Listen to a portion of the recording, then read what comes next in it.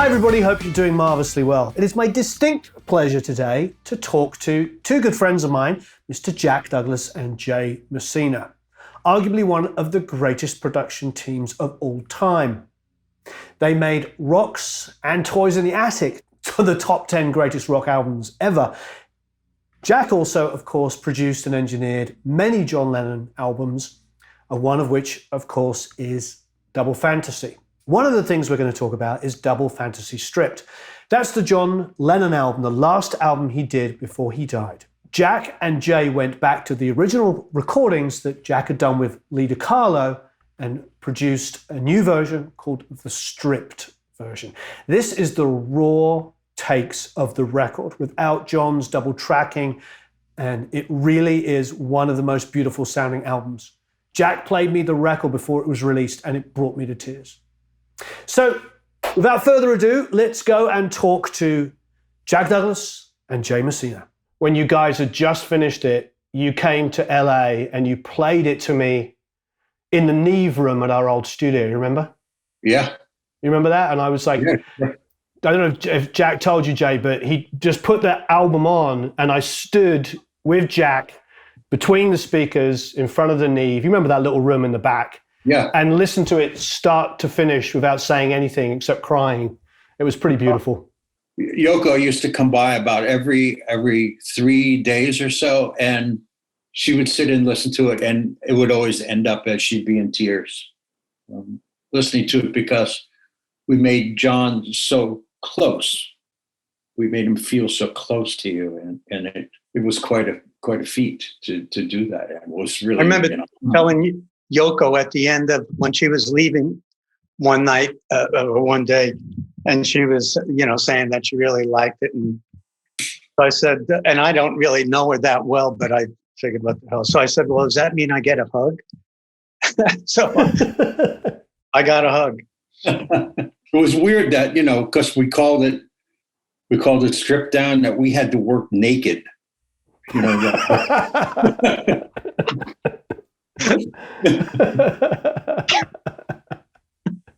Somehow, I don't think.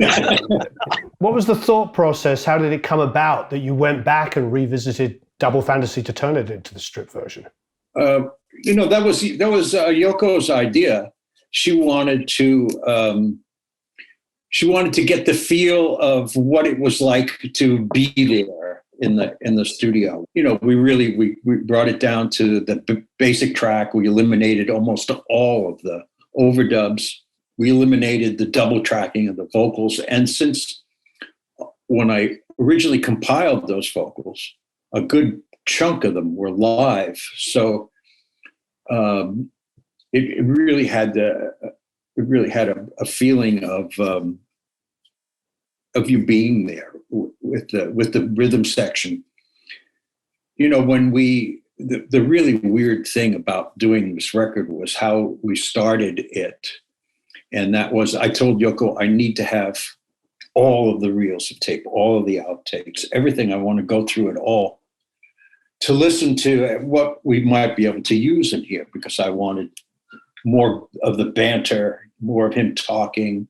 We ended up, quite by accident, doing the transfers to digital and listening to all of the material in the exact same room where I last worked with John. Oh, and wow. It was really coincidental, because I think I asked Jay, where I should probably, where they had great converters for me to do this and stuff. And Jay said he thought that Sony had the best stuff. And so Sony Battery, which I didn't know was now on the 10th floor of 321 West 44th Street. And when I called them, the girl, the booker there, I don't remember her name, but she said to me, yeah, you're not a Sony artist, but we'd love to have you here on this one. And she said, but, I have to let you know that you'll be coming to 321 West 44th. I was like, oh, well, okay, record plant. She said, no, it's even more than that. It's the 10th floor. I was like, wow. She said, no, it's even more than that. It's the mix room. You'll be going into the exact same room where you guys worked the last time you worked together on this record. And that was the last time I was in that room. So it was weird. And, I mean, Jay didn't have to go through that because he wasn't there then, but I think he felt it when we were going through that stuff, right, Jay? Oh yeah, it was an eerie kind of feeling. I mean, because I was just right down the hall when you guys were working that day, because you and I, Jack, we were going to start another record in Studio C right down the hall. Yeah, Karen and the Pinks for RCA. Yeah. Did it still have the same console?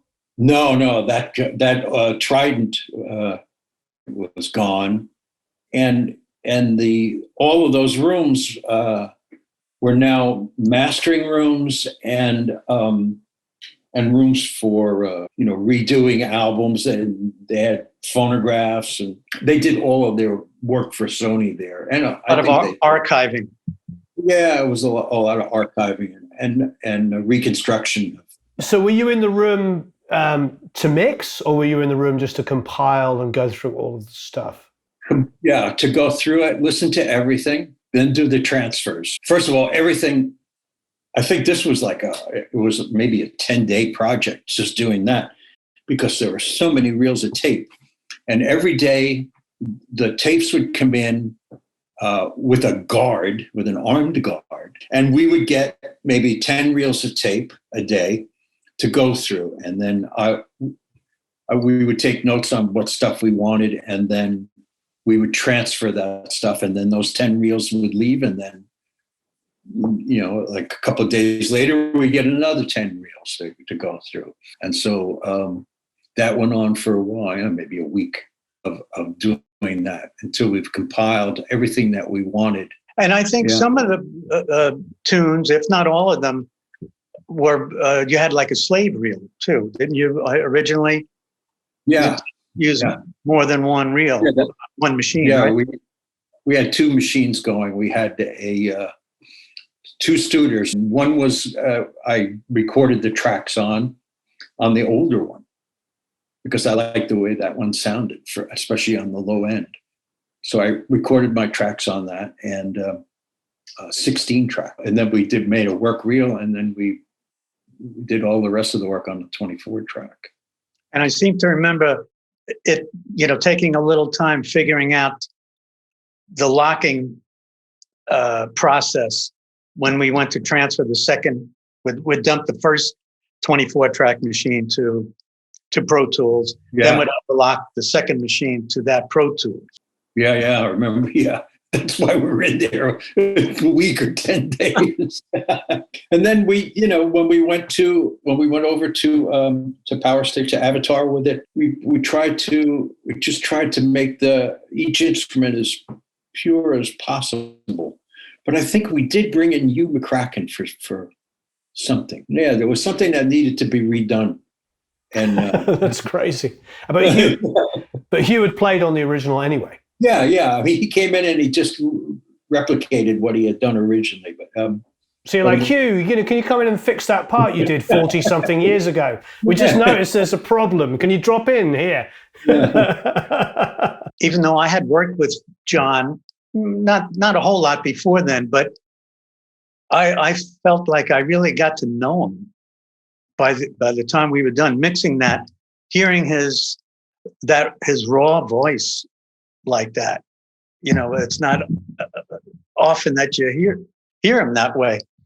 So it was like meeting him and getting to know him. Yoko sent me about a month ago. She sent me "Just Give Me Some Truth," which I haven't listened to yet, but I think there's a few tracks on there from Double Fantasy. I'm curious, and I'm not really. I'm kind of like, why? It's already there in the original mixes that were approved by John. That we mixed with John in there, and then there's the stripped down version. So, what more do you want to do to it? I sent Bob Lefsitz a little thing. It was I don't know if you saw it. I put it online as well. It was a modern version of Starry Night by Van Gogh. The stars are really like, you can really make them out, and there's an actual moon you can see. And I made, like, instead of the village that you see in the original painting, there's a modern city. I said, so, kids could relate to it a little bit more. I said, and this is what a remix of classic material reminds me of. Like, this is a version that Van Gogh liked. How can you improve on it? So he got a kick out of that. Of course, I asked him, please don't share this. Well, you shared it now, at least verbally. People can go and find it. Yeah. So you go back to Power Station to mix. Is that correct? Yes. Well, before then, we came to my place, my studio for a while, where we did some little prep work. And actually, we did some stuff on John's vocal, some parallel compression and in prepping within Pro Tools. So we got a little head start that way. Then we went to Avatar. Avatar, what did you mix it across the console? What console was it? An SSL G. But it was a good combination of Pro Tools and the automation on the console, which is like my preference. It's usually that's the best of both worlds. And like Jack was saying, it preserved as much of the raw sounds as possible. So barely any EQ compression. Well, there was probably a fair amount of that, but yeah, hats off to Jack and Lee DiCarlo, who recorded it, because the sounds were recorded very well. Everything sounded great already. But, we did what we felt was, what was right for the moment. Yeah, to bring it closer, sometimes you really need to use some compression. But it wasn't any more than we used when we mixed it originally in the Neve room. The lineup on the album is just absolutely insane. When John came to you originally to make the record, I remember you telling me, Jack, and please forgive me if I paraphrase you wrong, that he would let you choose the musicians, but they had to come from a background and understand the music that he grew up on. Absolutely. They had to be his contemporaries, because he would call out. There were a lot of jams that we did. Someday we should put together a reel of jams that were done. Buddy Holly stuff and Chuck Berry. And he wanted to make sure everybody knew that, as well as they jammed on a lot of old Beatle tunes as well. So he wanted them to, he gave me license to put together a band of his contemporaries. The first drummer I reached out to, by the way, was Steve Gadd. And Steve, because I knew Steve, we were friends. And so Steve was working with Eric Clapton, and I couldn't tell really anyone whose record they were making. So Steve just said, I'm doing an Eric record. So my next drummer, because I loved Roxy music. So Andy's work on those records, I thought was just, the groove was always so good. So that was where I went. And Andy was in England, and he said yes. And the other person that John wanted on bass was Willie Weeks. But Willie was working with Paul. So that didn't happen. He didn't tell me he wanted Willie Weeks. He told me he wanted Willie after, my first choice was Tony Levin. Right off the bat, I wanted Tony. Good choice. Yeah. And so it was after I told him the lineup of players that he said, how about Willie Weeks? I don't know Tony Levin. And I said, well, Willie's playing with Paul. He's doing something with Paul. And I said, but you will not be disappointed. And John absolutely loved Tony. Oh, he loved him. It was just amazing. And Hugh McCracken, he knew Huey from a number of things that we did, including Happy Christmas. The piano player, George Small, I knew through my manager. And I knew that he was just solid, but he was a solid player. really solid player, but his personality was perfect for the situation, because I knew John played piano as well, and so I knew if John made a suggestion to George, that it would be not a problem, and it wouldn't step on George's ego whatsoever.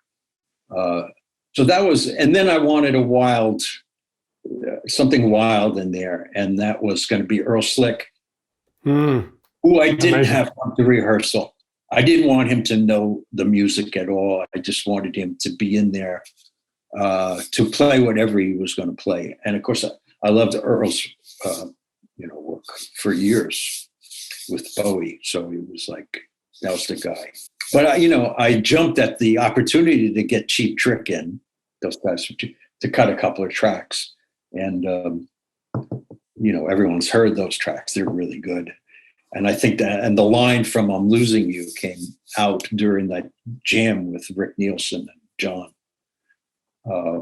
That was a really funny, because John had no idea who Cheap Trick was. When I said, we're going to bring in these guys from Cheap Trick, he said, okay, if you think that's cool, let's do it. And he flew them up, and they were doing a record with George Martin down in the islands. And so George said, yeah, go ahead. You use these guys. And I brought Bunny and Rick up. And when Rick walked into the room, John looked at him and he said, "Oh, you, it's you." He recognized him right away. The fun thing was when Rick got there, I may have told you this story. I think I did, but in case your viewers haven't heard it, the fact that John brought all his guitars to the studio, even though he only played that Sardonicus or whatever it was called, the thing with the rails. And as far as, he had so many guitars he could have used. And he used, for his acoustic, he used an Ovation, which I had to really battle to get a sound out of that was decent, but I did. Anyway, he had, I don't know, at least 20 guitars out in the room, in their cases. And I would say to John, can I go look at you to see if maybe we should use something else on this, like maybe a Fender or go ahead, you go look. I knew he was going to stay with that guitar anyway. But I looked, and there was a short case, and I picked it up. I opened the case, and it was the famous black Rickenbacker. And when I picked it up out of the case, it had been glued together. Actually, it had been broken a few times. But when I turned it over, the set list to Shea Stadium was still taped. Oh.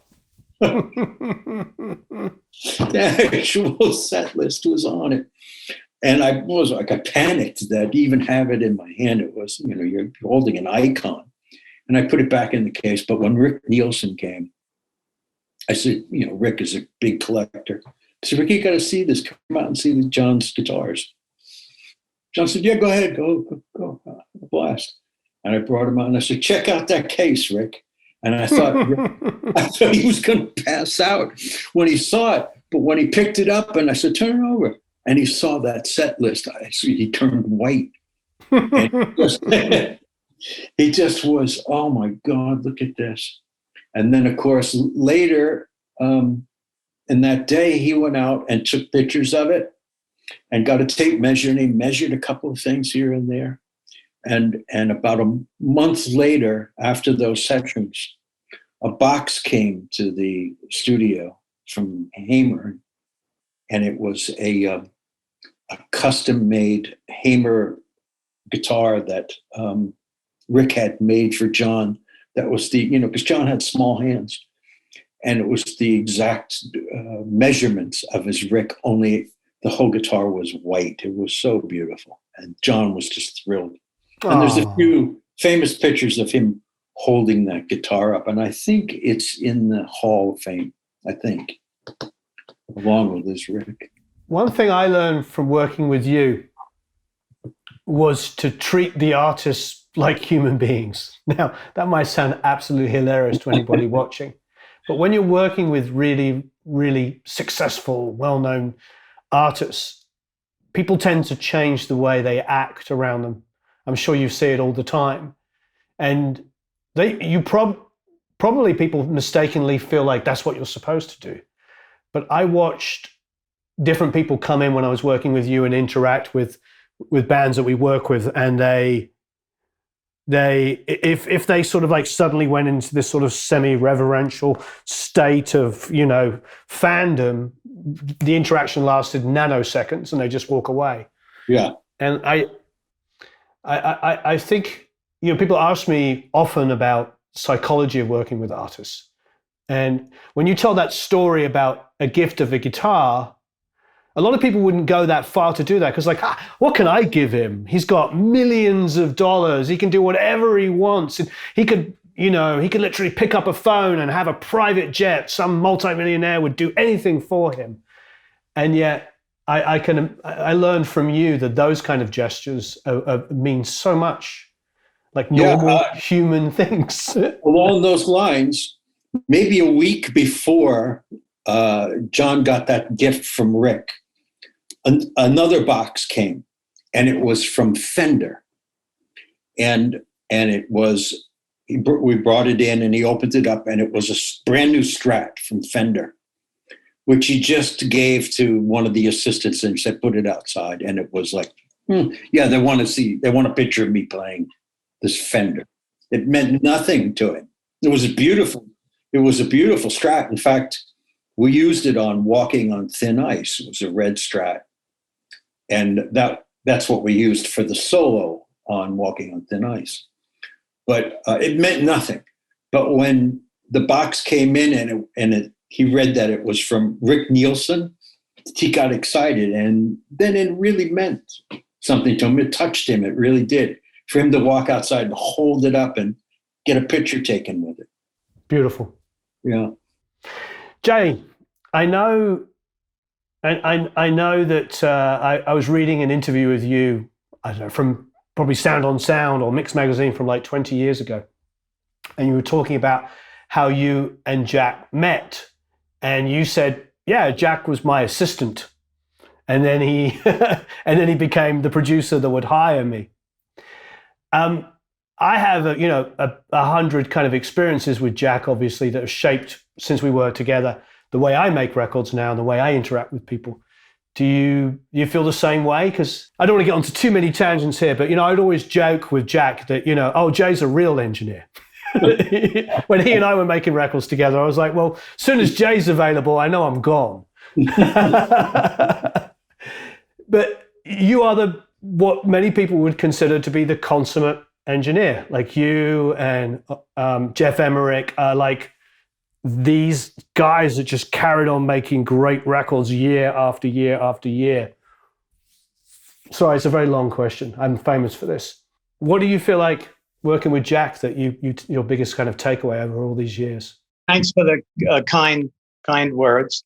But I don't think anything has really changed between Jack and myself. I think that transition of him being my favorite assistant and working with him as a producer, personally, I don't think anything, changed. The natural transition of technically, what has to be changed happened, but I don't think anything changed. What made it fun right from the beginning is that we hit it off as being friends. We became friends early on, and that's important in the studio. And so we remained friends, and I guess that made the transition, smooth. Not only were we friends, we were neighbors. We lived half a block apart. And we lived actually one half a block from each other. Yeah.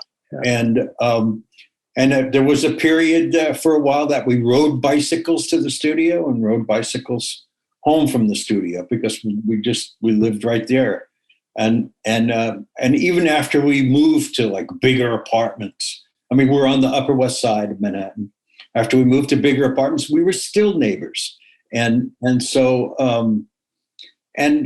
it wasn't just the studio. we socialized together a lot. And so you have a relationship like that. It's like you really get to know each other. And I remember, how good of a friend is Jay. He would tell me the truth. He would call me out on my shit. So, in a period when I was up, he called me out on my shit and he said, I can't work with you, man. You got to go at your own way here for a while. And, it took me some time but that hurt, and I knew that it was the truth. And so, that's the kind of thing that a friend tells you. Somebody else will just go, will continue working with you, for the money. But Jay said, I can't do this with you, man. You gotta get yourself together. And some years after that, I did, and then we went back to work again. So yes, whenever we've worked together before and after that period, it really pays off, to have that kind of relationship, because it rubs off on who you're working with, and it just permeates. That kind of relaxed atmosphere permeates in the studio, and the band feels that, and it just makes for a relaxed and fun experience in the studio. It also didn't hurt either that the two of us have kind of a pretty crazy sense of humor. Lots of laughs. Yeah, we like to laugh a lot. And we like the artists that we work with to share in the fun. And so we like, what was always important for us was to have an environment in the control room, in the studio, that the making records was a joyful thing and a lot of fun. Even if you got somebody who would fight it all the way, we would always win out in the end.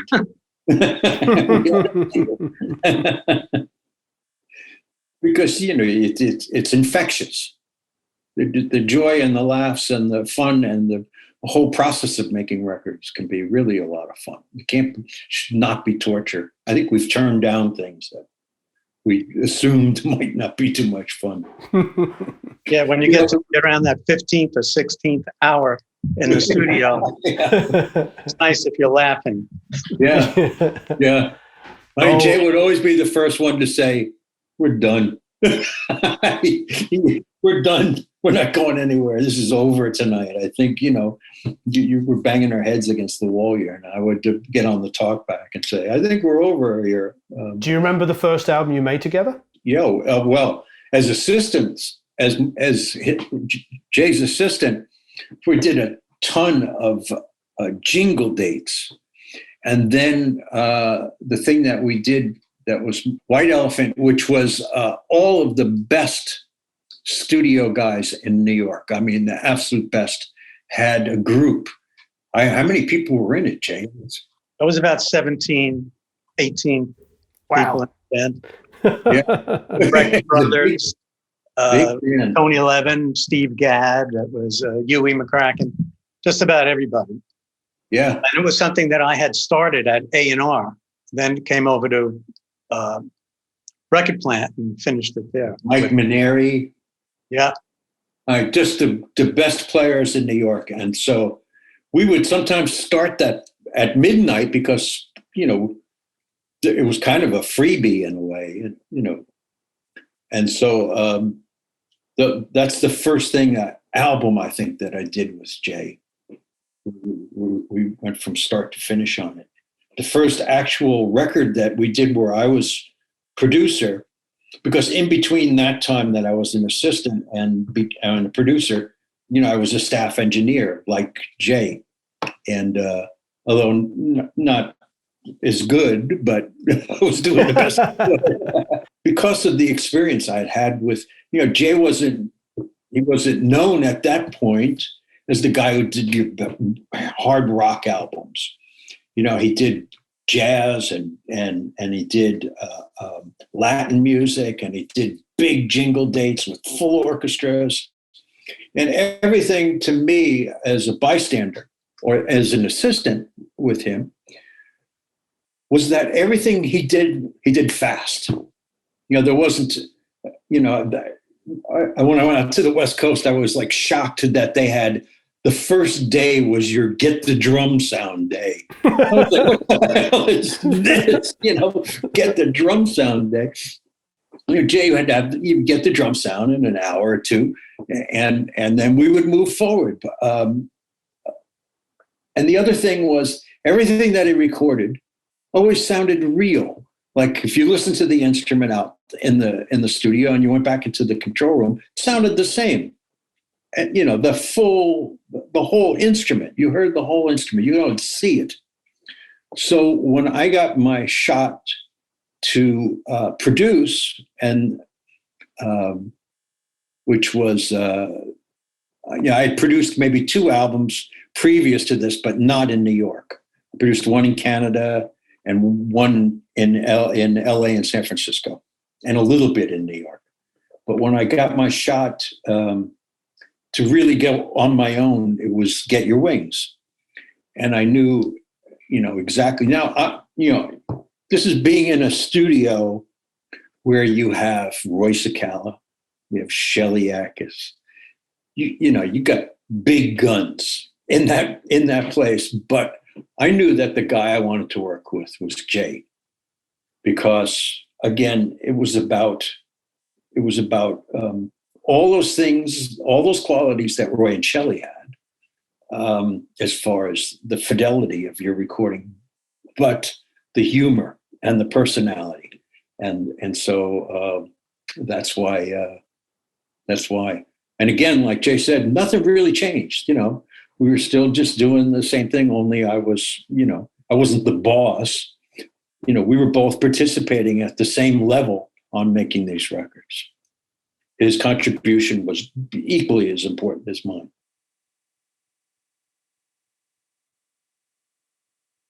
Yeah.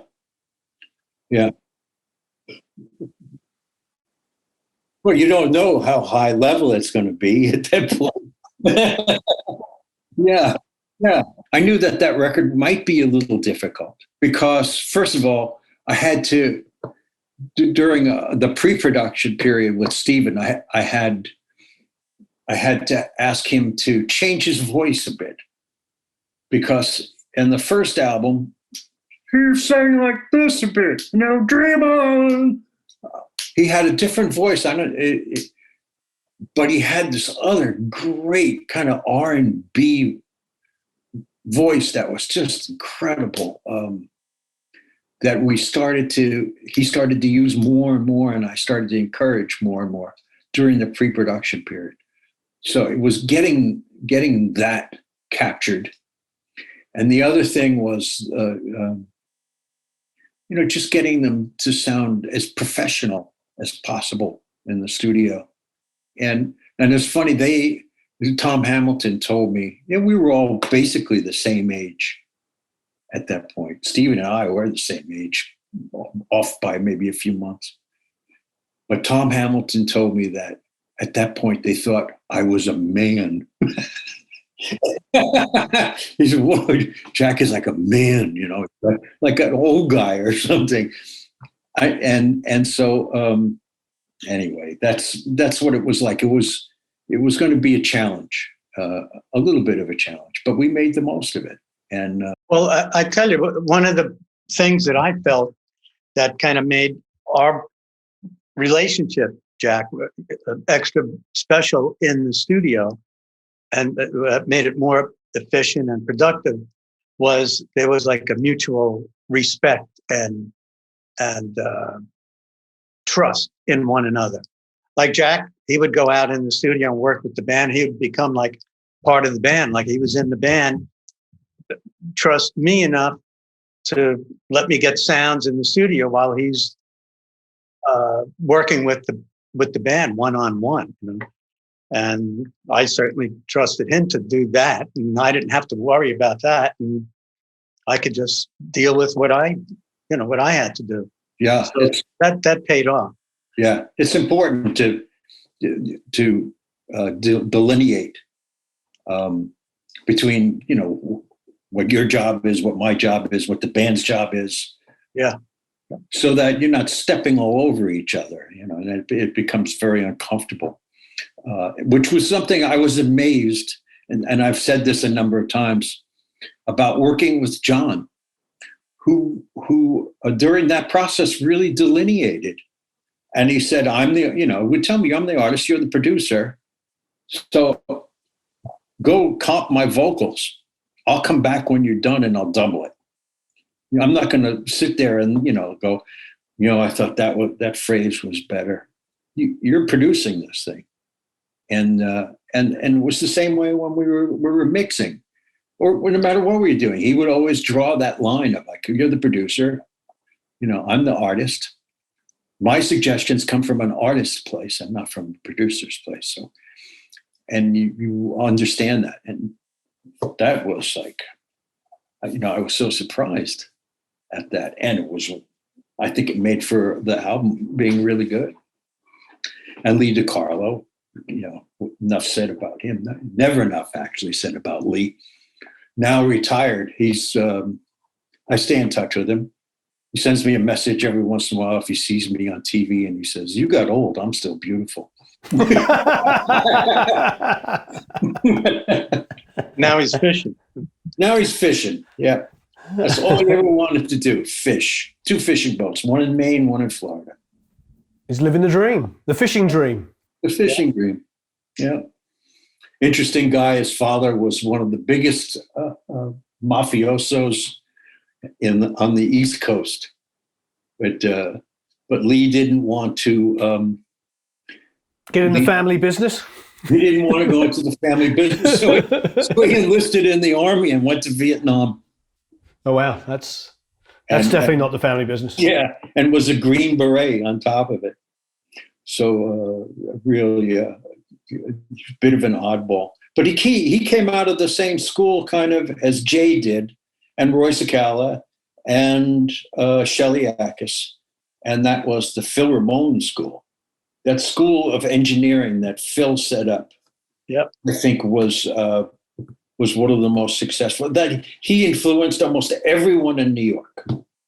Roy took it a step further than Phil, but Phil was the master, yep, to begin with, and that was passed on to all of us. All of us. I think even Al Schmidt would tell you the same thing, that it was Phil. So I mean, that was there was a whole other West Coast thing, but eventually I think we invaded them as well. But there was a whole other West Coast kind of sound. But eventually, guys from New York went out there and kind of changed it. They morphed into something else entirely. But there you are, the Scottish Americans surrounded by all these Italian Americans. I mean, it's true. It's funny because every time I would recommend somebody to get hired there, if they were Italian, they were in like that. It was definitely. I got this kid, Messina. Yeah, he's great. Cicala, great. Ramone, great. Yeah.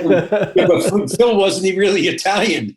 Oh, did he change his name? I don't remember. What was his real name, Jay? I don't know. I always knew him as Ramone. Yeah. I mean, it was a Russian Jewish name, and it got changed not by him, but by his family some years before. And of course, Phil was a concert violinist. That's right. So he was a real deal. I always tell that story of you and I, Jack, at working with Al, mixing a song, an Aerosmith song. Yeah. And Phil was in the next room cutting strings. Yeah. And I was like, "Oh, take me in so I can meet him." And you went, "Sure." And you took me in the room, and we walked in the room, and it was only, do you remember, it was only a couple of weeks before he died. Yeah. And so he was still working. He was doing a string date, And I remember he had the chart open like this, and he had a pencil behind his ear, and then he took it out, and he was like, and he had the arranger next to him, and he was like rewriting the score with the arrangement. And I walked in and I sort of stood nervously watching him, and I turned to Jack and I said, "That's a real producer." And we both burst out laughing. I mean, it's insanely talented. His book, Making Records, when people ask me about recording anything, they probably want to know how to put a microphone or something like this. I say, no, just get that book, because that book's all about the psychology of working with artists and getting great performances. Yeah. And those rooms, of course, at A&R were incredible. Just beautiful. A1, oh man, what a sound. Yeah, and the consoles, whether they were custom or not, were always just simple and clean. And the best microphones kept, in impeccable shape. And, everything was like first rate. All the chambers were tuned perfectly, and everything just always sounded great. When Jack and I would go to A&R to do like a sweetening date with orchestra or something that was too big to do at Record Plant, we'd do it at A&R, where they had Altec 604Es for monitors, which makes you work harder to get the sounds. We'd bring it back to Record Plant and put it up, and it used to sound incredible. We'd hear things that we just didn't know were there. Yeah. Yeah, that extra bottom and that sweet top end. Yeah. Right, Jack? It was always a pleasant surprise. Yeah. I always wanted to get a pair of 604s. The Beatles used a mono, I think it was kind of a 604E in the control room. Do you know, Warren? I feel like I've read that it was an Altec, but I don't remember which model. I know guys that would know. Yeah, it was a single speaker. I mean, you work hard, but oh my God, what it sounds like after you work that hard. We're all spoiled now because even our small little monitors all sound so good. Everything sounds great, and then we crush it and we make V3 out of it and put it out there. But there's some studios you could work at a studio that has this unbelievable monitor system, and you'll do your mix, and then it sounds great, and then that's as good as it's going to sound. You'll play it almost anywhere else, and it sounds horrible. Yeah. It's like sometimes it's the problem with mixing with headphones, unless you're really careful about it. Headphones tend to make things sound better than they really are. Yeah. It's like and you'll play something else, and it's not so good. It's like mixing on pot. Wow. And then you come back the next day and you go, what was I thinking? What was I smoking? Yeah, I mean, I've got a million questions because you guys have made so many records together, and I just like sort of when Jack came to me, because Joe, you weren't available to do that Aerosmith record. When Jack came to me about it, he gave me the Rocks album and just said, "Listen to this." It was kind of my, it was like, if you don't understand this record, you can't work with me. He didn't say that, but that's what I felt. So I remember I put the record on in the car, listened to it driving, listened to it on earbuds, headphones, whenever I had a chance. And a couple of days later, I get back to him and I said, he's like, "What do you think?" And I was like, "I love the room. It sounds like everything is in a room. It doesn't sound like it's sort of been recorded and overdub. And, it had a feeling of a band performing." And Rocks is obviously considered by many, many people as one of the greatest rock albums ever made. I'm not really stretching by saying that. Did you guys have a conversation before you started making records together in general? Do you, or is this, or is this something that evolves? Well, I think we probably both share the same philosophy in terms of making the band comfortable. And in the case of Rocks, Jack was working with those guys in doing pre-production in that warehouse in Waltham, right, Jack? Waltham? Yeah, Waltham. And Jack felt, it felt so good there. The band felt good, including Joey Kramer having a huge setup behind him where there was an extra 57 or something like that in his kick drum with all the top end rolled off and all the 30 cycles and 60 cycles boosted. So when he just touched his bass drum, he got a hit with a big wall of air behind him. And so Jack felt that it was a good idea to record them in that situation. And so we brought the record playing truck up there. And reason why it sounds like it was all recorded in a room is because it was, including that kick drum setup. So that kick drum went all over the place and makes for that kick drum sound. We opened the doors. We set Joey up with this massive so almost kind of subwoofer situation with it behind him because he wanted to feel the bass drum. Well, we set him up in front of doors that opened up to a massive garage, and we opened those doors and we put mics out in the garage, and so the bottom end, that wave is very long.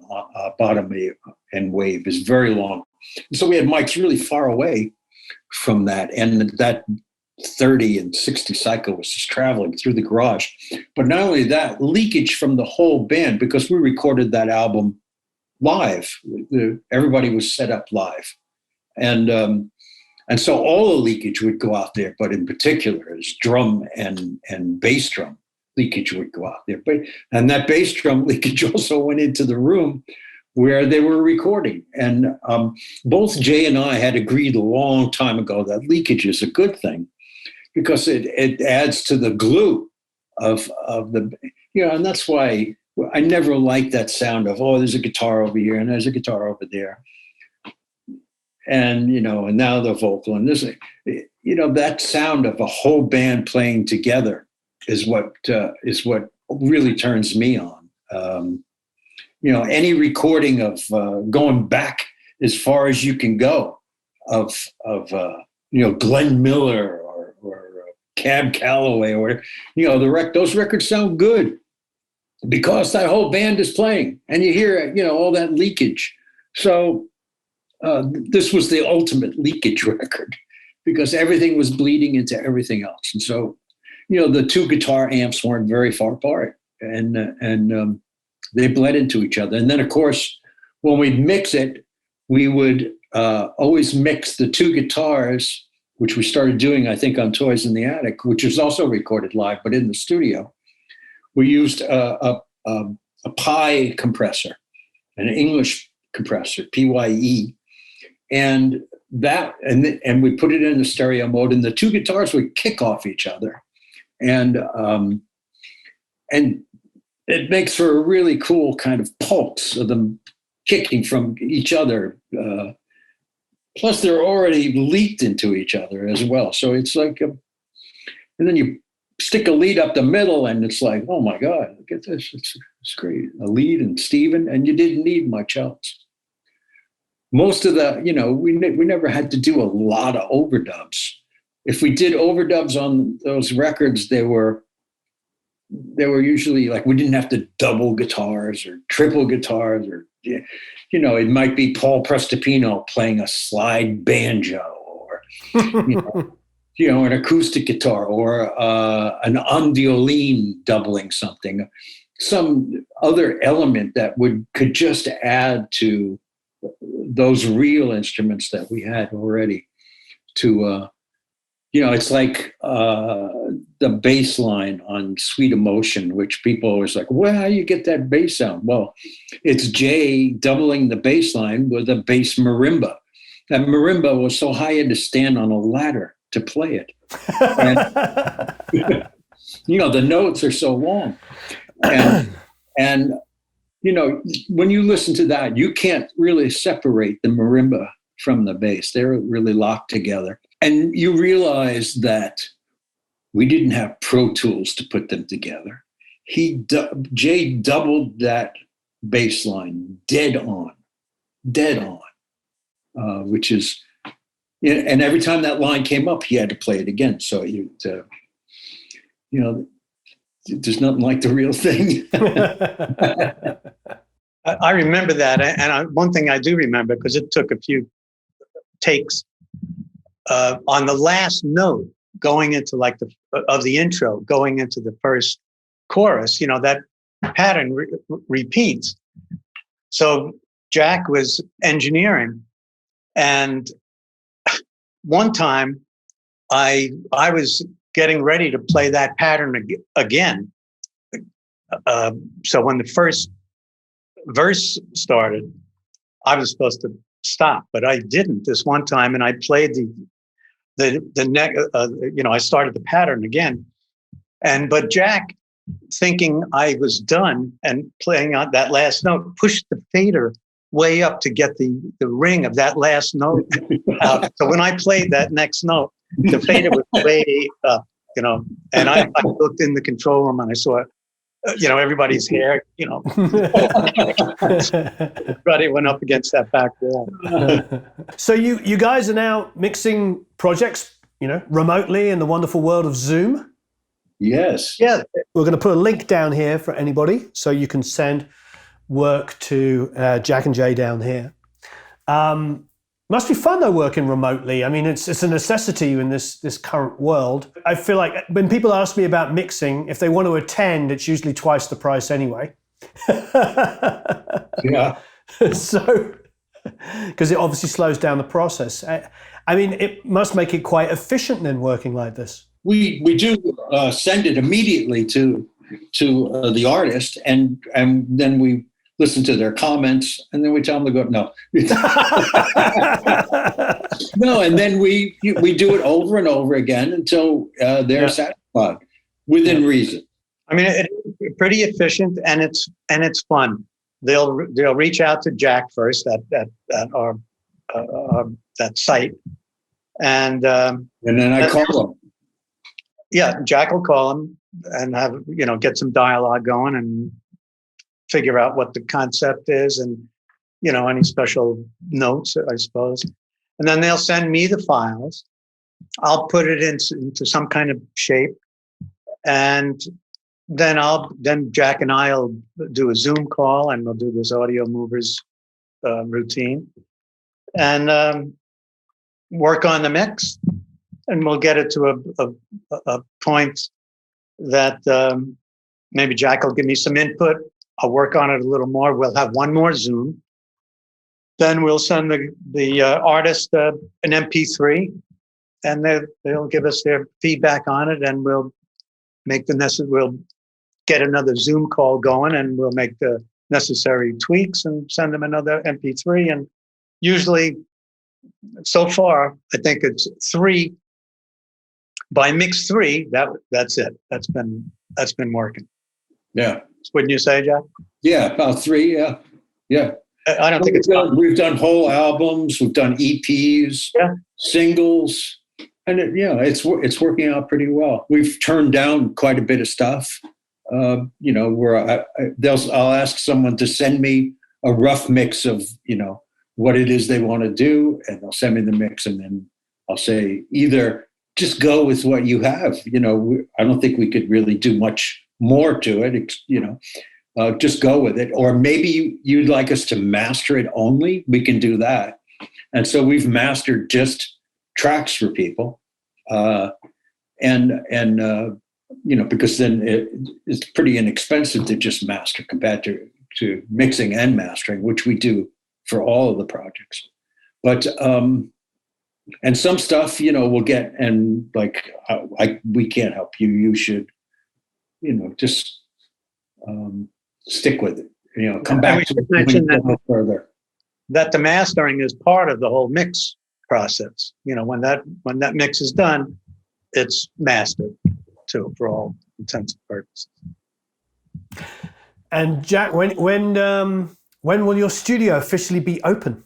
Hey, it's Aaron's going in to just bang drums today. They're waiting for me to get out there to put the final touches on it.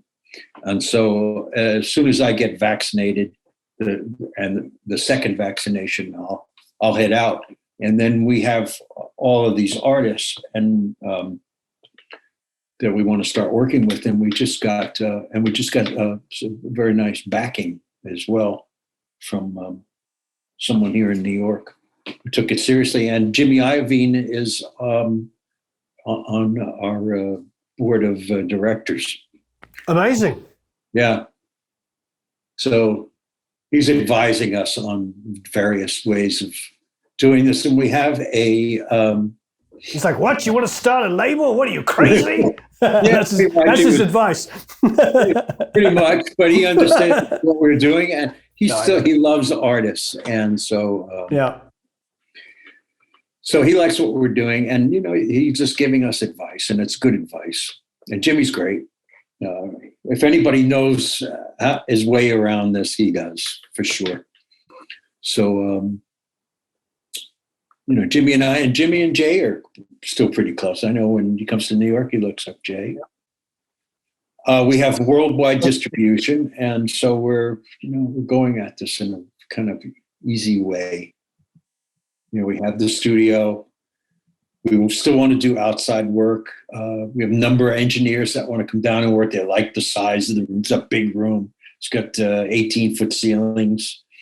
I'm dying to see it as soon as it's available. I'd love to come down and check it out. Get out there. We'll bring all the magazines. Want to do a story on it.